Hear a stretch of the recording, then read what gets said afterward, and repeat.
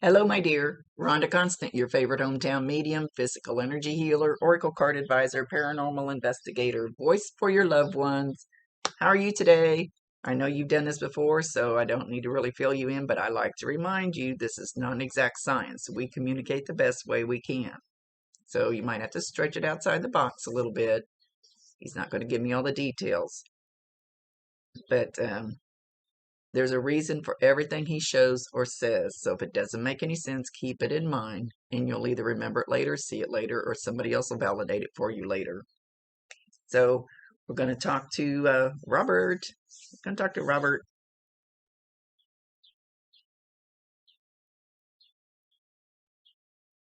He's coming in with a very, very strong smell of, I would say, aftershave. I don't know that I would call it cologne, but something along that line.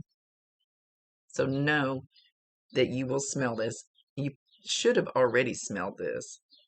And usually you just get a little whiff of it. Sometimes they can make a big cloud of it, but usually it's just like a little whiff. And if he's the first person that pops in your mind, you know that that's from him. Validate him, acknowledge him, tell him you love him, and ask him to bring you more signs. Give him permission. That's your free will choice. You don't have to.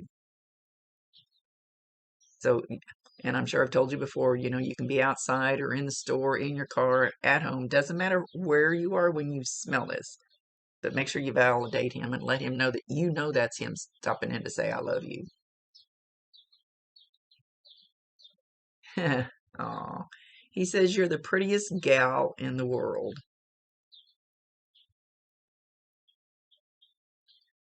And he's showing holding hands with you. And he said he couldn't have asked for anything better. He feels like he took you for granted a lot of. He started to say sometimes, and then he kind of pulled back and says a lot of times. Just took you for granted.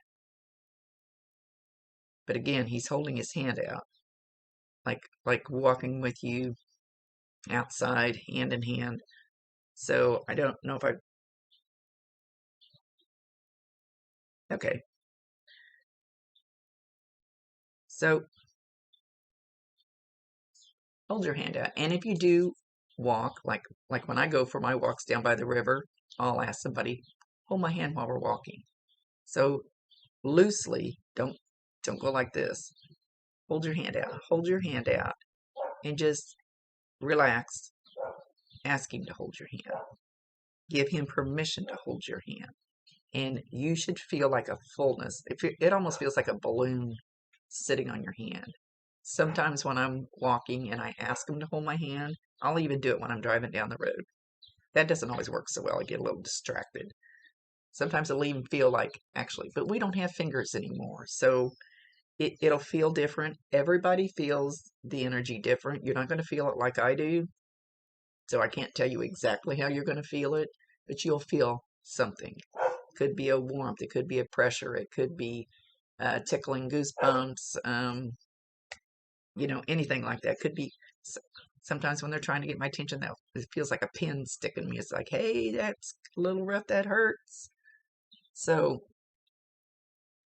ask him to hold your hand. A lot of times you have to give them permission, or they're afraid to step forward because they're afraid they'll scare you, or all kinds of things like that. So let him know. Talk to him. And I know I probably already told you. I promise you 1,000. Let's see, when they get close, my head itches. I promise you 1,000%. He can hear you. He can see you. Talk to him all you want to.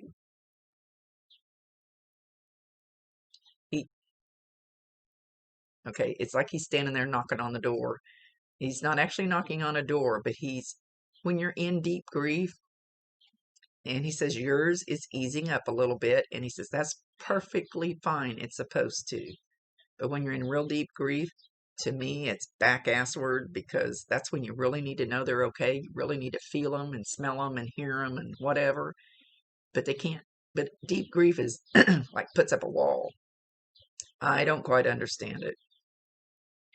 But once, and yours is starting to ease a little bit. So once that eases a little bit, then you'll start smelling and feeling and hearing. and all that stuff a little bit easier. So I think that's why he thinks you're ready for the hand, holding hands. And and the scratching of his whiskers. He says my whiskers don't scratch, they're soft. But that familiar rubbing of the whiskers, or the whiskers touching your face or whatever.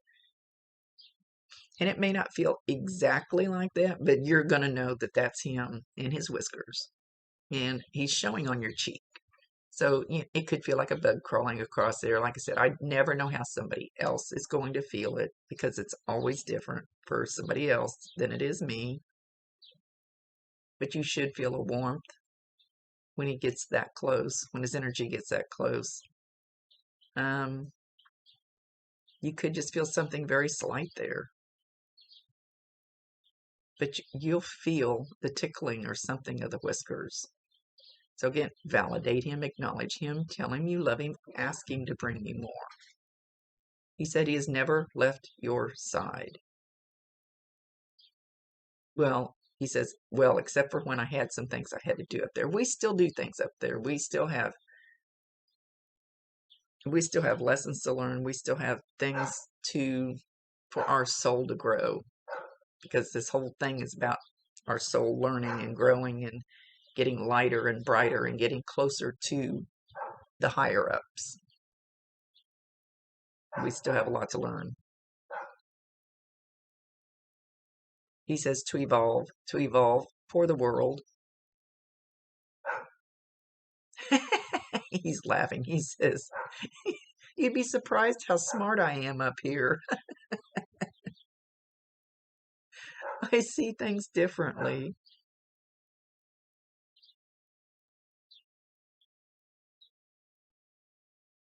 And of course, we all see things differently when we get there. It's like I tell people, if you sit on the kitchen floor and you look around, you see things one way, but if you go stand on the kitchen counter, you see things from a different angle, different perspective, and we see things from a very different perspective once we get there. He's talking about a creek. I don't know if you have a creek close to your house, or you walk to a creek, or he likes to go fishing in the creek. I'm not sure where he's going with the creek, because that popped in the middle of what he was saying.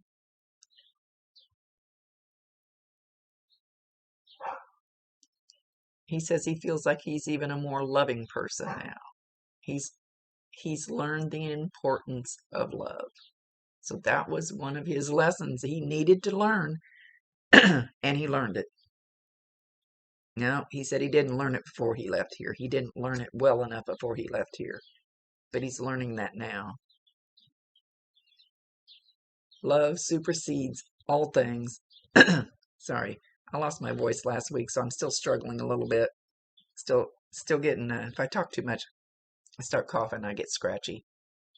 So I do want to apologize, because I've been struggling with my voice.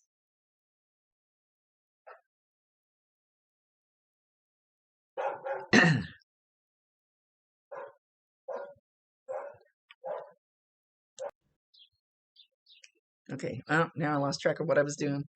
Got distracted, sorry. He's showing, this may not be the exact house, or it could be the exact house. He's showing, it looked kind of like a cabin. It's dark colored. It could be log cabin. It could be just dark colored. It could be just the woods dark colored. He's showing it almost like it's on a cliff, like on a hill. Almost like it's got stilts under it, like bracing it, like on the side of this hill.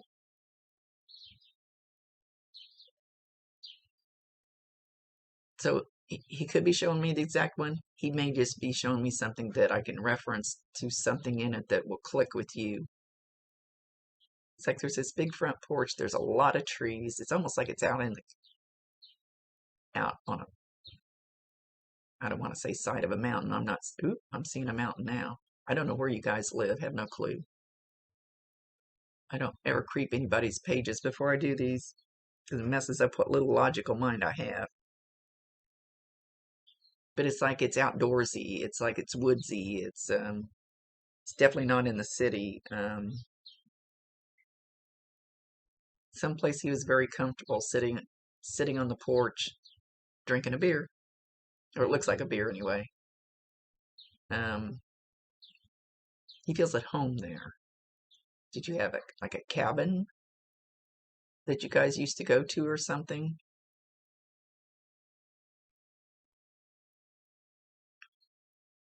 He's still very comfortable there.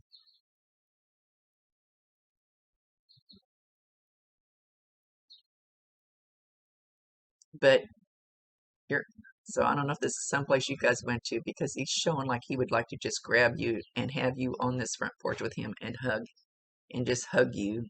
Just grab you and hug you, and you're both sitting there in chairs. Again, holding hands. So try the holding hands thing.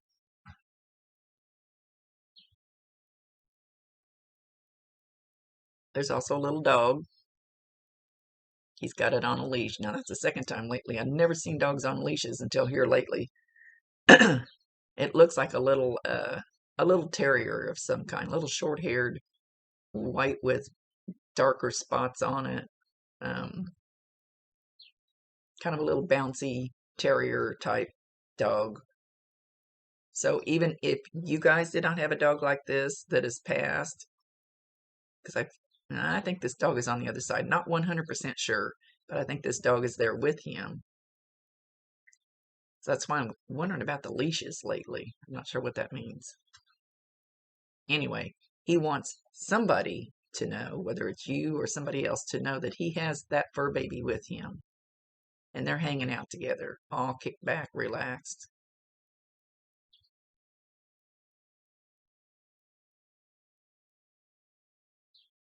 Smoking something. Not sure it's a cigarette.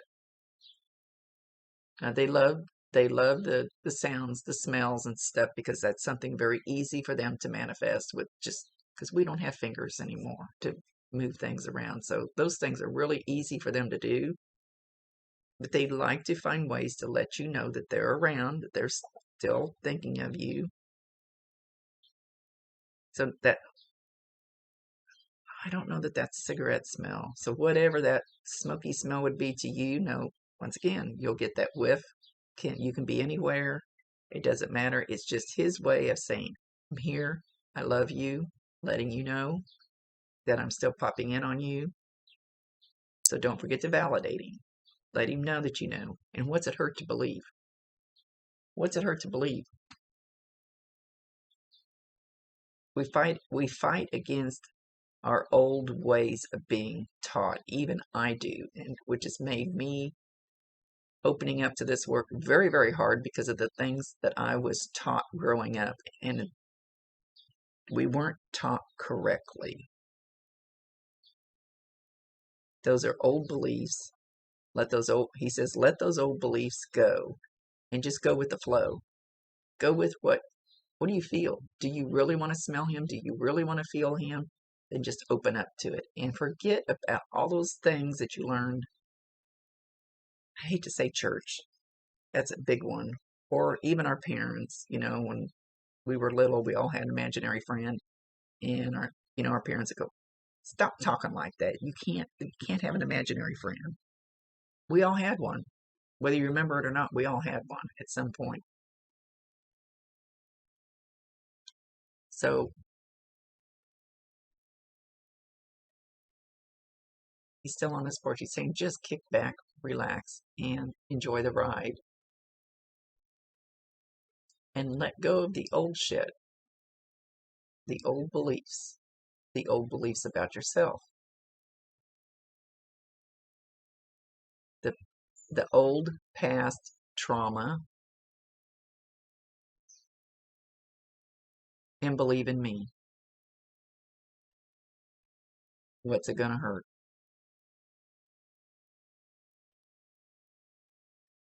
It's a new relationship. You can do it. Allow me to help you. And I will say allowing is a big, huge part of it. because you can ask for all these signs all you want to, but if you don't allow it, if you don't allow the belief in it, then you're still going to poo-poo them.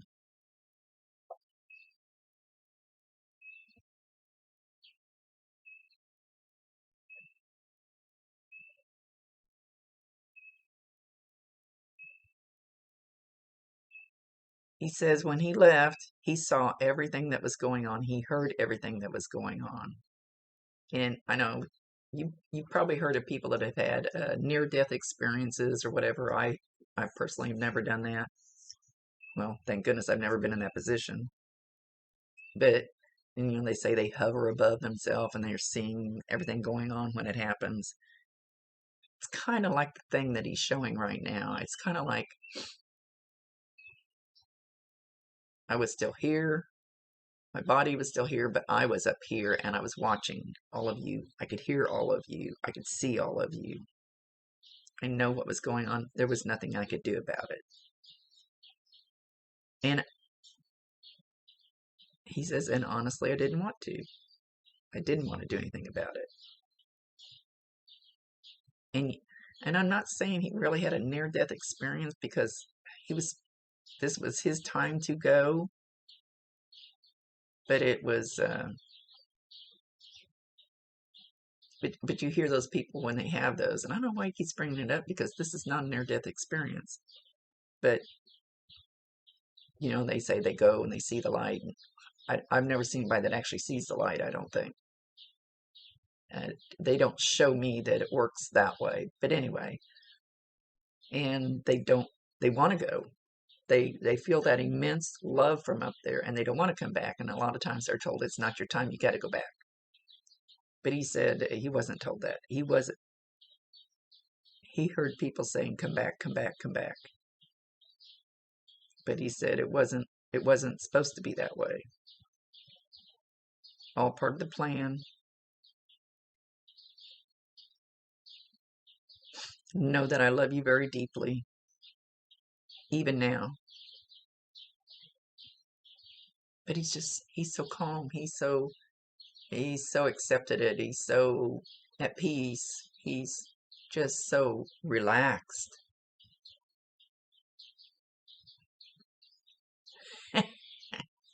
Okay. Well, he's back on this front porch again, and he's showing he's got shoes kind of like this. These are my cheap $4 flip-flops.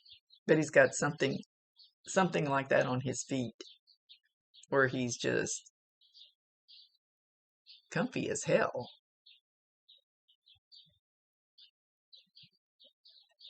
He says, "Did you think I wouldn't find a spot like this?"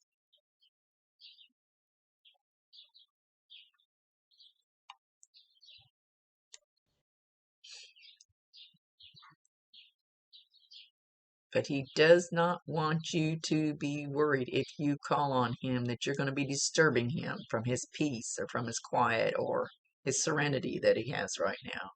Because it's perfectly fine. Call on him whenever you want. It's like people think, oh, if I talk to them too much, I'm holding them down here. You can't tie a rope on them. They can go anywhere they want to. They're pure energy. We're all pure energy when we leave. And we can be anywhere we want to in a split second. It's kind of cool.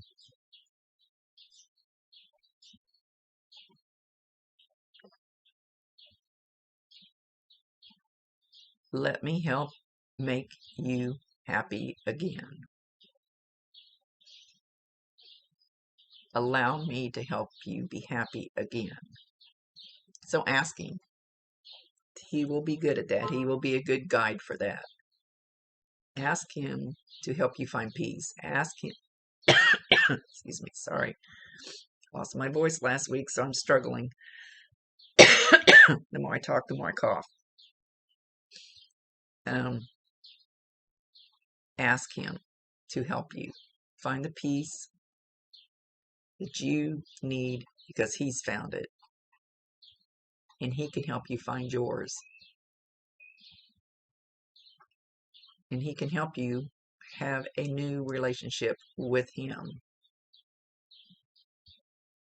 It will be different. That's what he says. It will be different, but I can still help you.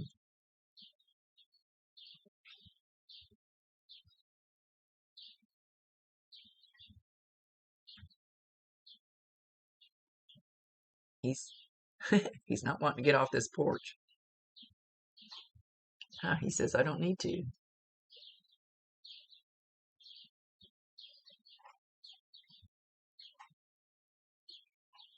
He says, we do have a forever kind of love. Forever and ever. So a lot of people talk about twin flames and soulmates, and I kind of hate those words because everybody thinks, oh, if I go get married, that's my soulmate. No, it's not. No, it's not.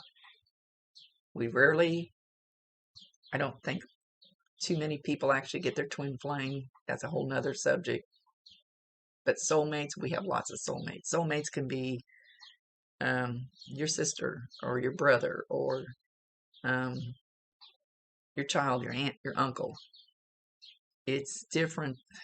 I don't want to say this. One of my soulmates is my best friend, female. It can be your husband, your wife, whatever. But you guys are a soulmate. You do travel in the same soul group, which tends to travel. And I don't know if you believe in past lives, multiple lives. I do, but I still struggle with it because of my upbringing, what I've been taught. But this is what they show me. And we travel in these soul groups. And then we go back and we stay in these soul groups pretty much because we're all kind of on the same energy level. We're all teaching each other things. So he is one of your soulmates. We can have multiple soulmates in one life. That doesn't mean husband and wife. Like I said, one of mine is my best friend. And she knows it.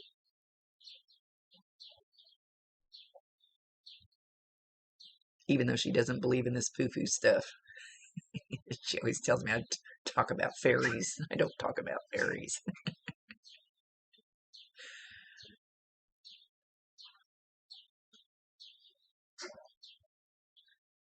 So I want to say use that connection. I don't know how to exactly explain how to use that connection. He is a soulmate. He can help you. He can help you with these things. So ask him, give him permission, and then you have to allow for whatever he brings forward. And it could eventually be another mate. I'm not saying that he's saying that, but it could. And he can still help you with that. And perfectly fine with that because he knows you're going to come back to the same soul group. And that doesn't happen for everybody. Yeah, soulmates, yeah, kind of. Anyway, I need to get off that subject. So just trust that that will happen, and that will help ease a lot of it. Trust that he will always be there. Trust that he'll be waiting for you. He's so relaxed. He says, the life of Riley. Oh, my parents always said that when I was growing up, and I don't know for sure what that means.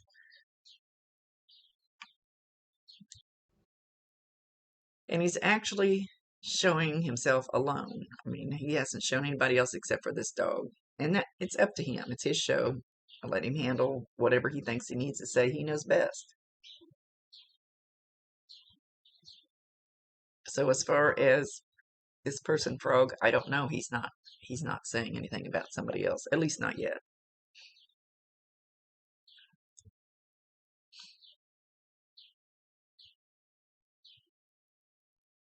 He's talking about something being hijacked. If I think of hijacked, I think of an airplane, but something being hijacked. Somebody hijacked something of his or something of yours or hijack you. It's hijack you. I'm not sure what he's talking about hijack. Unless you're going on a trip on a plane. That doesn't even feel right. Anyway, sometimes I just throw words out.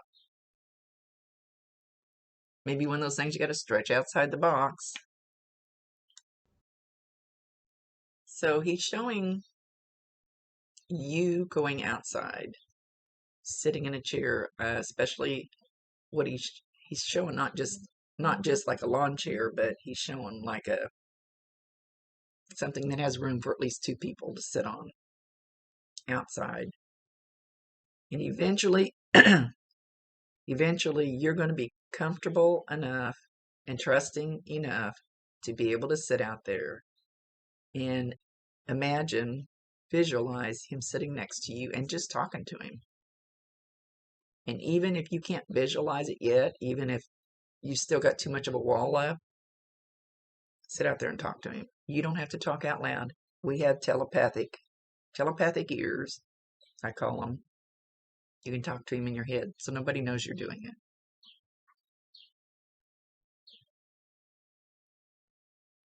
Eventually, you'll be comfortable enough where you'll sit there and talk to him, and you will trust that he's sitting there listening. So just know that that is coming, and he's like, I know it is, I know it will.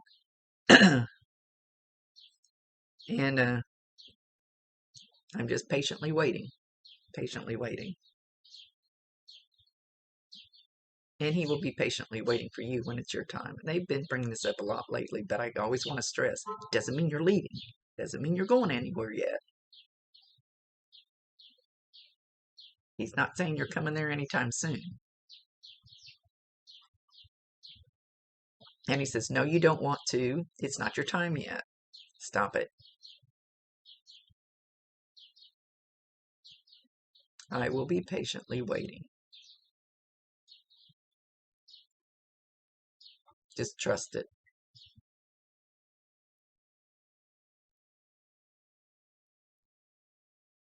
He says something about hiccups. I don't know if he means you actually you've had the hiccups, gonna have the hiccups here pretty quick, or if he's talking about a hiccup in your life. He just said hiccups.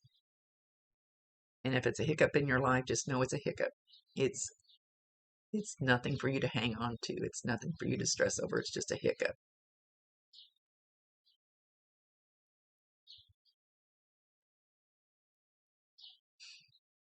He's showing the beauties of the world. He says something about the beauties of the world. And he's showing like a field of flowers and tulips. Everybody's been on the tulips lately. Mine are done blooming and died. I live in Kansas. I don't know where you live. But I don't know why he's showing this. Because he's not there. It's like a beautiful field of wildflowers. And if you've been somewhere where there's a beautiful field of wildflowers, he's showing like the little white ones. They look like little baby daisies, but I think it's actually a weed, but I think they're beautiful. They're tall, and they usually have a whole bunch of, I don't know if there was some in my Mother's Day flowers I got yesterday. Know that I love you and I always will. And I just do.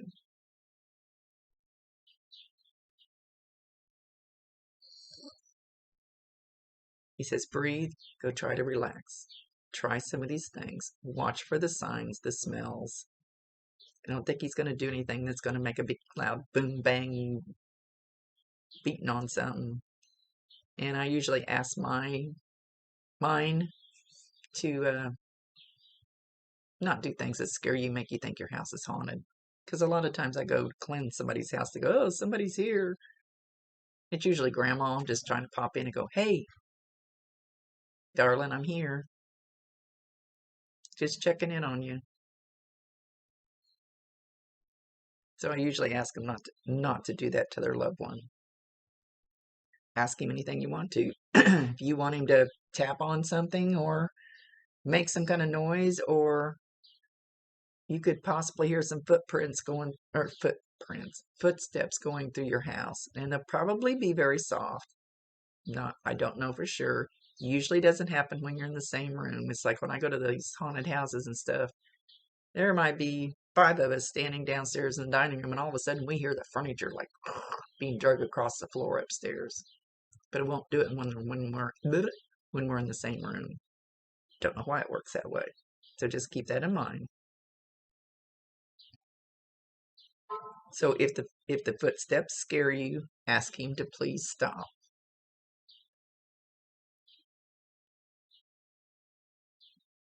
Okay, with that, he's going to leave. He says, once you start getting these few things down, then everything else will start opening up a little more, a little more, a little more. And he's very patient, waiting for you to overcome this. He says, overcome this. So it's overcoming our fear and doubts and not trusting that he's there. He says, old beliefs, overcoming old beliefs. I still struggle with it. I do, even though I do this all the time. Still struggle with those old beliefs that I was taught that are not true.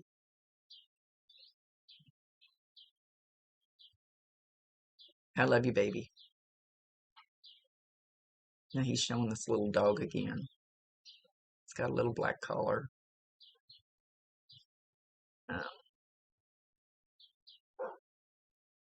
Oh, could even be a Chihuahua.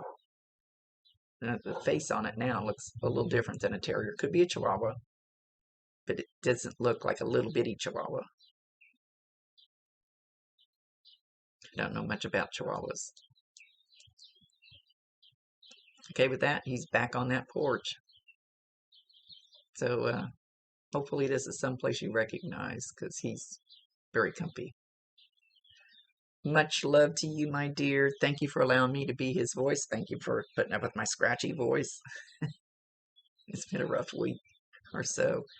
Rhonda Constant, your favorite hometown medium, physical energy healer, oracle card advisor, paranormal investigator, voice for your loved ones. Later.